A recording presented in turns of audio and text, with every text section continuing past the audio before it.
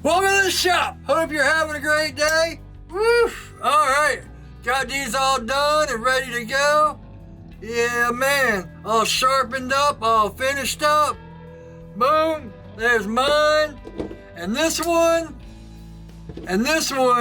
I need to take pictures of, which I'm doing right after this video. And then I'm gonna get back to this, because I told you guys I'd probably do a tutorial or start the tutorial up, but I'll explain why I haven't gotten to it. So you can see, this has been what I've really been occupied with. I had to carbonize this one. This one's been pretty good, and right off the bat, it's just like a mean SOB. The grinds are real nice, everything came out real good. So I'm real happy with this one. Pocket clip turned out real nice. Boom. This one was pretty good too, but like I say, it was sticking. Every time I do that, it would stick. So I had to carbonize it and finish that up. But that pocket clip came out real nice. Real happy with it. Mine too. Boom. This one I had to redip so the logo's not as defined as like this one. Another thing I did, my friends are always bugging me to cook and instead of eating like a lot of microwave, because man, for years I just lived off the microwave. It's so much easier.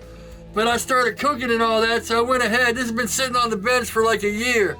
I went ahead and finished it. You probably won't be able to see the hamon, because I used it to cook some salmon last night. But yeah, the hamon's in there. I shined it all up, finished it all up, but I messed up right here. Man, I was just in such a hurry to get it done so I can get back to the folders that I busted out right there. But that's alright. Other than that, man, it fits real nice in my hand. If you follow me on Instagram, you probably saw me cutting out some of that salmon and all that. Woo! That shit was good. Yeah, man. I'm trying to cook at least one meal every day. Then again, I've been drinking protein in the morning, and anyway, you don't need to know my habits. I have lost 5 pounds in the last week and a half since I started trying some new stuff. But I digress, that's kind of irrelevant here.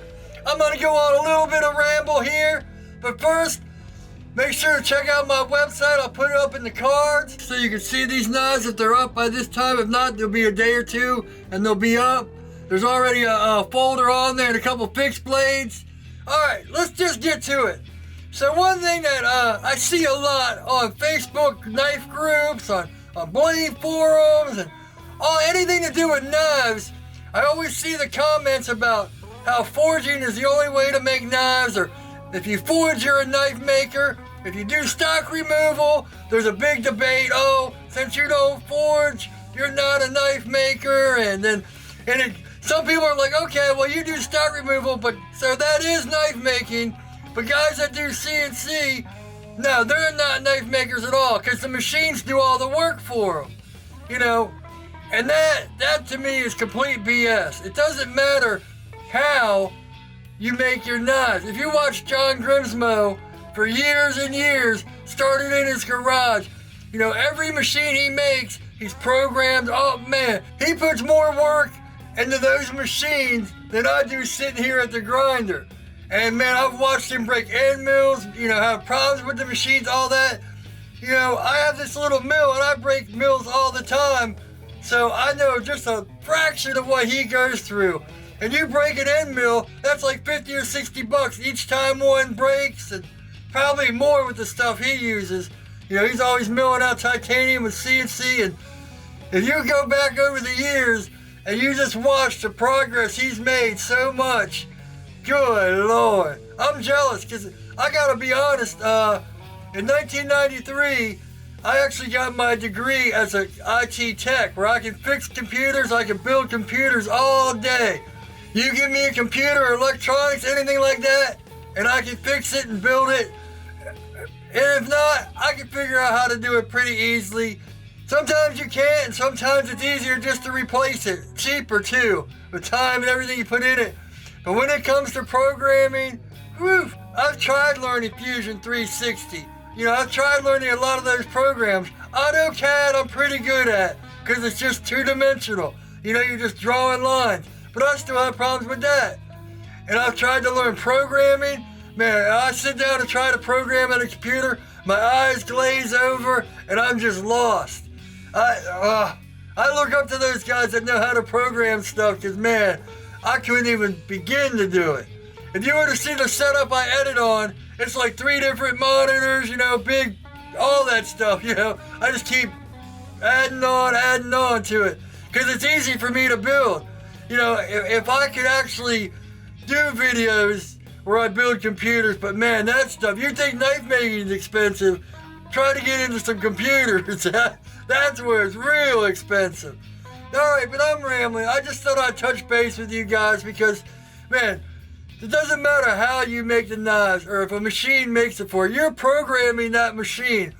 If I don't forge it out and beat it to death and all that stuff, I look up to guys that forge, but it's just not for me. The only reason I would learn how to forge is just to say I can do it, which isn't a reason enough for me to learn it. I would love, if there was a one-day class around here or something, I might go take it.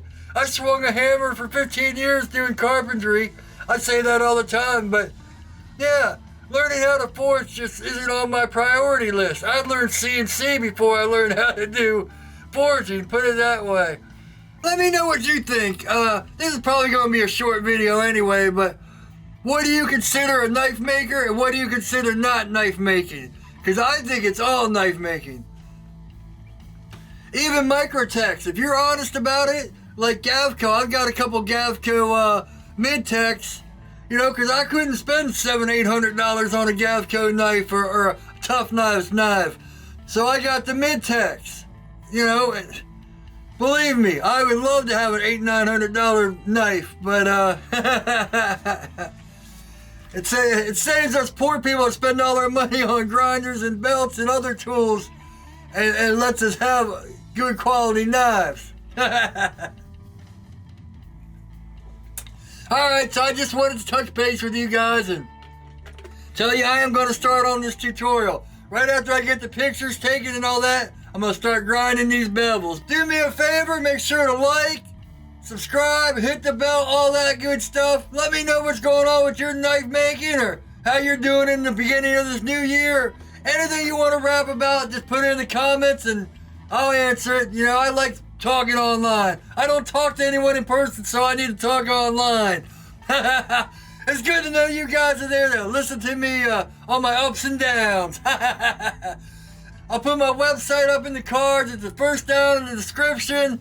I'll put the playlist for the 2 videos of this tutorial up in the cards here. I'll put the last video right here. My website's right here. Subscribe's right there. Alright, hope you're all having a great day. And as always, take it easy.